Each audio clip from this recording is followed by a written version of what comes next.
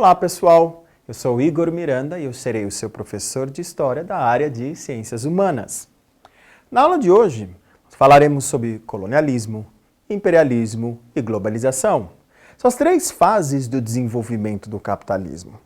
Vamos ver as permanências e as mudanças nesse desenvolvimento, seu impacto na América, na África e na Ásia. Conheceremos os diferentes contextos e as consequências desses processos. Aqui, pessoal, eu quero começar a nossa aula hoje destacando uma música para você. Você tem esse link lá na nossa plataforma para você acessar. Mas há alguns trechinhos que eu gostaria que você prestasse atenção aqui quando você estiver ouvindo. Esses que aparecem aí destacado para vocês, eles mostram uma versão da globalização que afeta principalmente aqueles grupos mais vulneráveis. Nesse caso, nós estamos falando das populações mais vulneráveis que nós temos na região da América Latina. Vale a pena você conferir o trechinho entre 0,32 e 1,04. Dá uma olhada lá na nossa plataforma e você vai entender do que eu estou falando. Olha, quando a gente fala de globalização, a gente precisa levar em consideração que ela não aconteceu do nada. É um processo longo que vem se desenvolvendo ao longo de séculos. É mais fácil a gente falar, então, que a globalização, ou mundialização, como alguns autores também gostam de chamar, ela acontece em fases. E essas fases estão ligadas ao desenvolvimento do capitalismo. Eu destaco aqui para você três fases importantes desse processo de mundialização e do desenvolvimento do capitalismo. Nós temos a primeira fase, a do colonialismo. Ela vai se estender lá do século XV até o século XVIII. A segunda fase, também chamada de imperialismo ou neocolonialismo por alguns autores, ela está se concentrando ali no finalzinho do século XIX até a primeira metade do século XX. E a última fase é a que eu chamo de globalização ou mundialização. Ela vai se estender do final do século XX, ali, queda da União Soviética, até o nosso momento atual. Alguns estão dizendo que ela está se encerrando, mas isso ainda não é um consenso.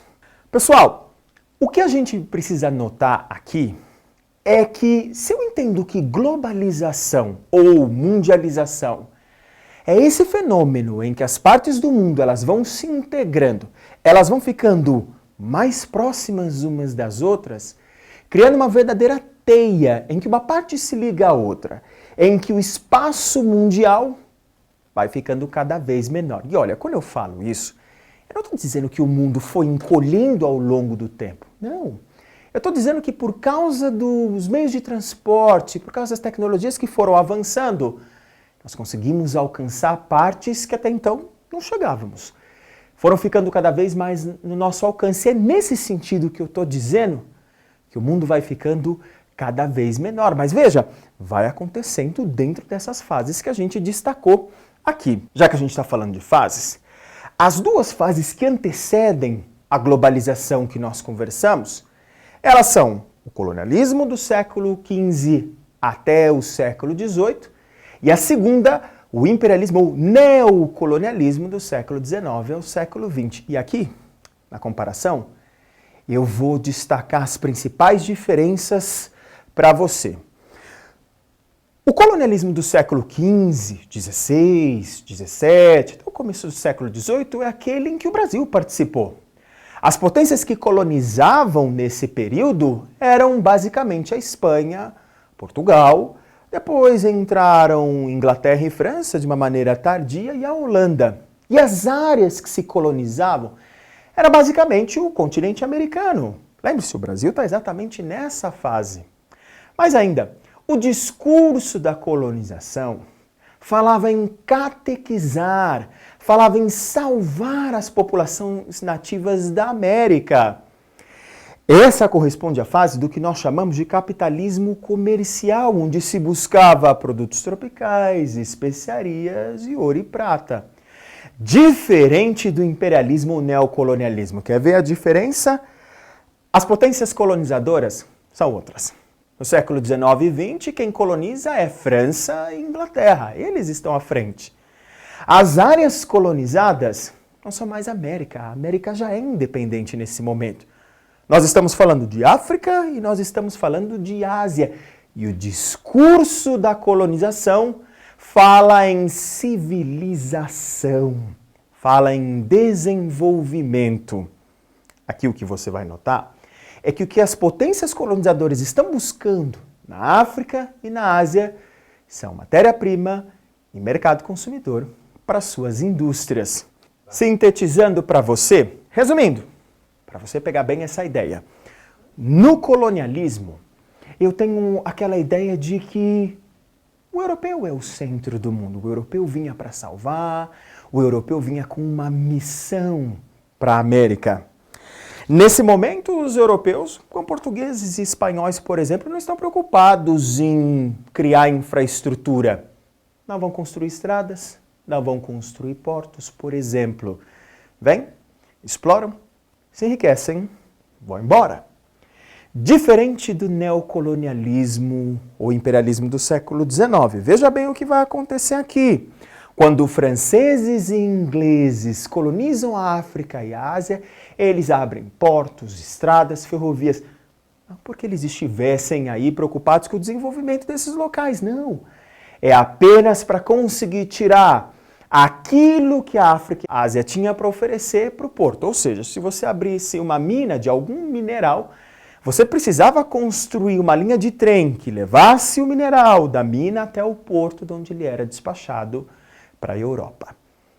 Fica ligado nessa diferença aqui. Tá? Olha, entretanto, mesmo século XVI, século XIX, colonialismo, neocolonialismo, algo em comum nesses dois processos. Olha, todas as estruturas de colonização montadas aqui, que na verdade são a base da globalização que está acontecendo, elas, apesar de diferentes, vão chegar ao mesmo fim. Elas vão gerar sociedades marcadas pela pobreza, pela exclusão, pela violência e pela discriminação estrutural. Se você tem alguma dúvida, é só olhar para a América Latina. São as marcas da América Latina colonizada por europeus lá no século XVI até o século XVIII. Como a gente está falando de globalização, presta atenção nesse trechinho da música do grande Gilberto Gil. Olha, esse trechinho que está entre 48 e 1 minuto e 55 é de uma música que fez bastante sucesso lançada pelo Gilberto Gil. Vamos levar em consideração que quando o Gil lançou essa música, nós estamos no começo da internet. Então você vai ouvir ele falar alguns termos como homepage, que a gente não usa mais. Mas lá na década de 90, quando a internet está engatinhando, esses são termos bastante populares. Por que o Gil está falando de internet? Ora, gente, porque o canal pelo qual acontece a globalização é a internet. E ela está revolucionando o mundo da década de 90, o mundo da globalização que está nascendo ali. Dá uma olhadinha no que o Gil está contando para você aí.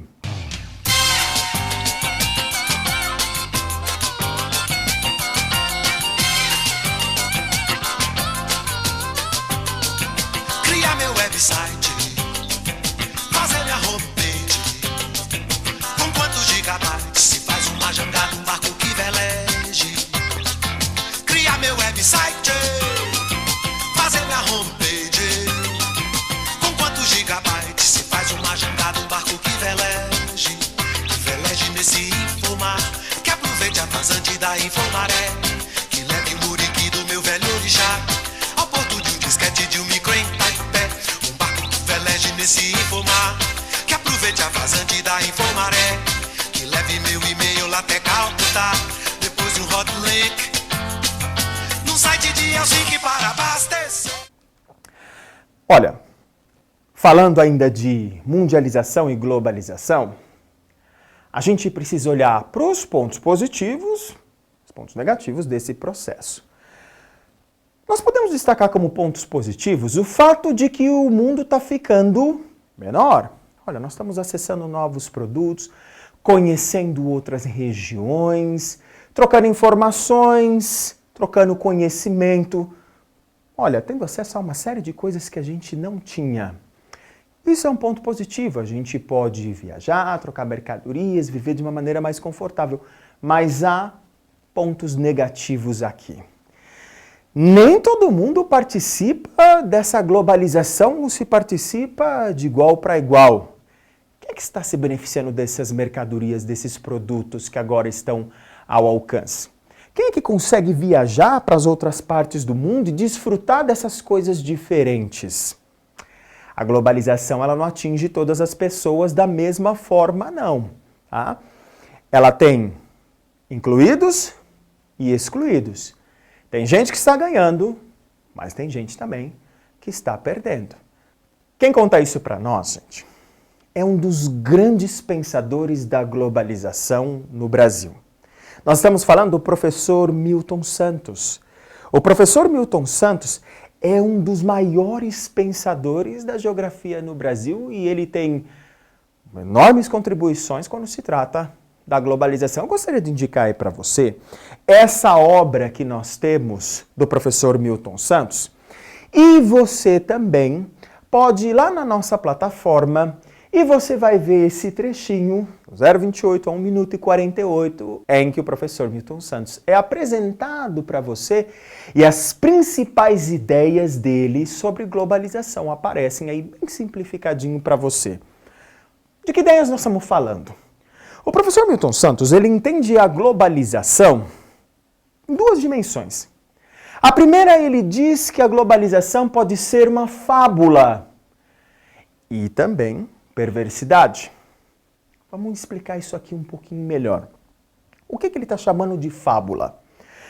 Lembra que eu falei para você de poder acessar novas mercadorias, conhecer novos lugares, mais possibilidades, uma vida mais confortável?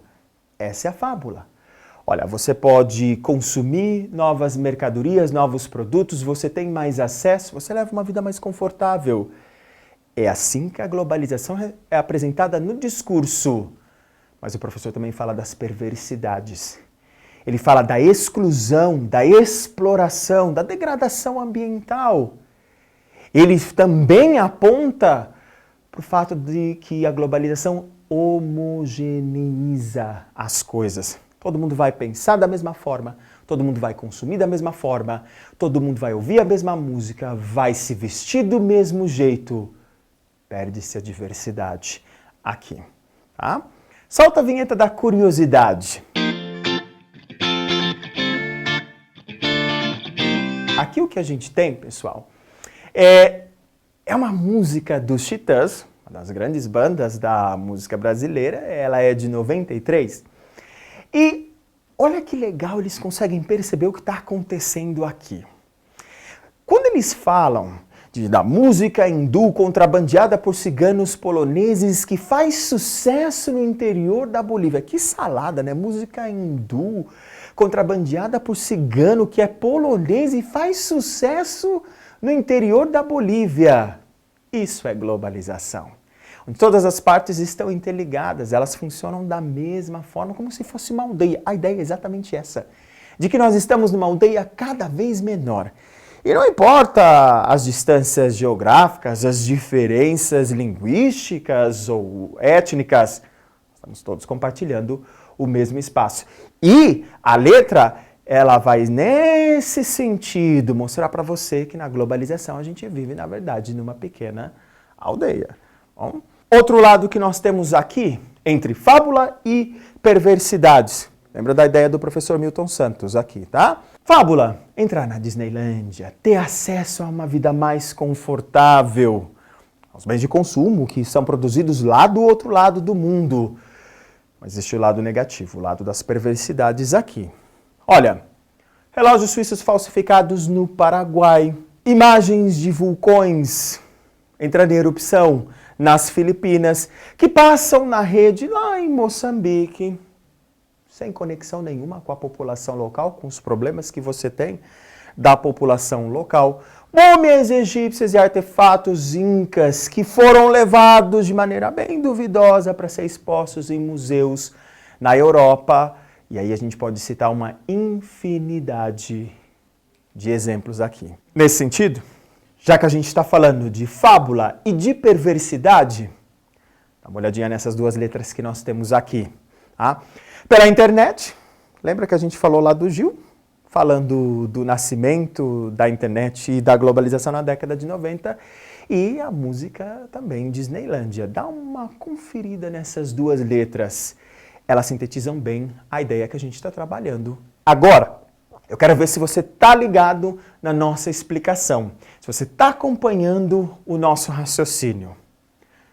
Vamos responder a nossa perguntinha aqui e vamos ver se você está por dentro do que nós estamos falando. A pergunta aqui, que falava sobre globalização, ela está tratando das facetas, das faces da globalização. Lembra-se das ideias do professor Milton Santos. Lembre-se de fábula, perversidade, pontos positivos, pontos negativos. Aposto que você se deu muito bem nessa. Eu encerro aqui, deixando para você uma mensagem. A mesma tecnologia que nos coloca como seres sociais hiperativos e hiperconectados, reduzindo as distâncias e aproximando culturas, ela nos isola como um muro. Essa é uma mensagem de Daniel Randon. Para você saber mais, para você se aprofundar, para você ter acesso a todo esse material, acesse a nossa plataforma. Os links estão lá. Bons estudos!